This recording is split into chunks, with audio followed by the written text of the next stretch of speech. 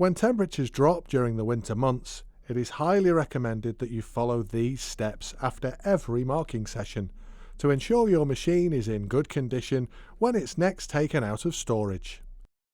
The machine featured in this film is 7 years old, but thanks to proper off-season storage and maintenance, it still functions perfectly.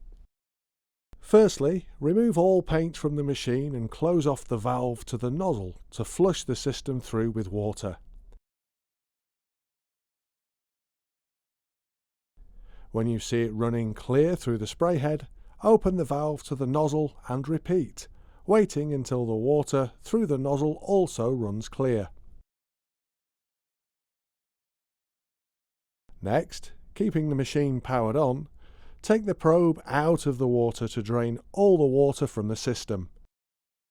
Switch off the machine and take out the nozzle, placing it into a plastic pot and soak it in water or a little flush-through liquid. Unscrew the inline filter cover and remove the filter. Wash any paint off the filter, reassemble and then retighten the filter cover.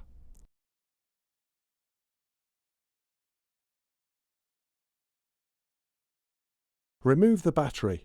Take off site and keep on charge, ready for the start of a new season.